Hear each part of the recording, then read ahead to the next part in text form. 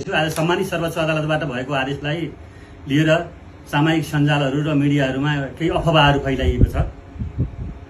Lenin Bista समेतले पूर्व प्रधानमन्त्री प्रचण्ड र बाबुराम भट्टराईका विरुद्ध बाल सेनाको प्रयोग गरेर युद्धकालमा यिनीहरूले युद्ध अपराध गरे, यिनीहरूलाई कारबाही हुनुपर्छ भन्ने एउटा रिट निवेदन दर्ता गरिएको छ। त्यसको बारेमा सर्वोच्च अदालतको पूर्ण इजलासले के बोलेको रहेछ सत्य तथ्य बताउन गइरहेको छु।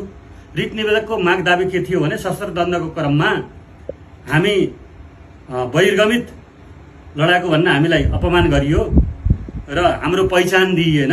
हामी बालसेनाहरू पनि त्यहाँ प्रयोग भएका थियौँ, हामीलाई परिपूर्ण क्षतिपूर्ति दिनुपर्छ भन्ने एउटा माग थियो। र अर्को अन्तर्राष्ट्रिय कानुन मानवीय कानुन विपरीत बाल सैन्य भर्ती गरी युद्ध अपराध गरे निजहरूले, त्यसो भएर निजहरूमाथि फौजदारी अभियोजन प्रक्रिया प्रारम्भ गर्नुपर्छ भनेर चाहिँ माग गरेको थियो। यस सन्दर्भमा सम्मानित सर्वोच्च अदालतले स्पष्ट रूपमा बोलेको छ कि माओवादी जनयुद्ध र त्यसपछि भएको शान्ति सम्झौता, वृहत शान्ति सम्झौतालाई आधार बनाएर र पछि अन्मिलले, संयुक्त राष्ट्र सङ्घीय मिसनले जुन अन्मिलले प्रमाणित गर्यो, त्यसको आधारमा राज्यका निकायहरूले द्वन्द्व प्रभावित व्यक्तिहरू र सेनामा समायोजन हुन नसकेका व्यक्तिहरूलाई चाहिँ अयोग्य र बहिर्गमित भन्न अपमानजनित शब्दहरू प्रयोग नगर्नु, यस्तो प्रयोग गर्ने हदसम्म विपक्षीहरूको नाममा प्रतिषेध मिश्रित परमादेश आदेश जारी हुन ठहर्छ। साथसाथै सत्यनिरूपण तथा मेलमिलाप आयोगको जुन तेस्रो संशोधन छ त्यसको दफा 25 को 1 खले बहिर्गमित व्यक्तिको परिभाषालाई स्पष्ट गरेको छ भने दफा 25 को उपदफा 2 ले त्यस्ता व्यक्तिहरूलाई राहत पुरस्तावना सुविधा प्रदान गर्ने राज्यको दायित्व तोकेको छ।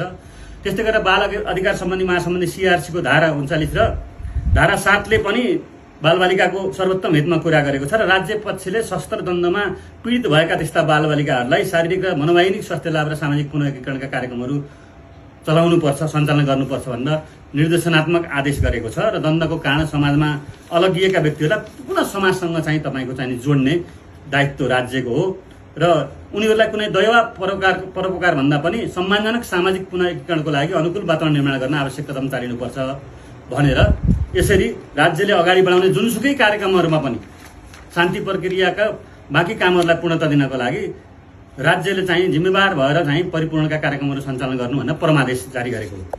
रिट निवेदकहरूले माग दाबी गरे बमोजिम युद्धकालका नेताहरू प्रचण्ड र चाहिँ बाबुराम भट्टराईलाई नियमित अदालतबाट चाहिँ अनुसन्धान र अभियोजनको न्याय एउटा चाहिँ निरूपणको प्रक्रियामा लैजाने भनेको होइन।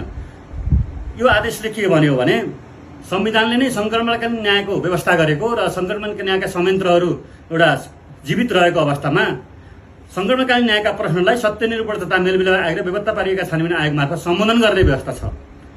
निवेदकहरूले उल्लेखित आयोगहरू समक्ष उजुरी दर्ता गरिसकेका र आयोगबाट मिति 80/2/25 मा सो सम्बन्धी जानकारी प्रदान गरिसकेको हुँदा सशस्त्र द्वन्द्वको समस्या भएका कमान्ड स्तरका निर्णयहरूका लागि व्यक्तिगत जवाबदेहिताको प्रश्न खुला नै रहेको, यसलाई संवैधानिक रूपमा स्थापित सङ्क्रमणकालीन न्याय संयन्त्रहरूबाट तयार प्रतिवेदन सिफारिस मार्फत सम्बोधन हुने नै हुँदा यसमा केही बोलिरहनु परेन भनेर यो क्षेत्राधिकार नभएको, अदालतको क्षेत्राधिकार नभएको सङ्क्रमणकालीन न्यायका संयन्त्रबाट नै समाधान हुने शान्तिपूर्ण ढङ्गले यसलाई थप द्वन्द्व र हिंसा लान आवश्यक छैन, अनुसन्धान र अभियोजन गर्न आवश्यक छैन भनेर बोलेको छ।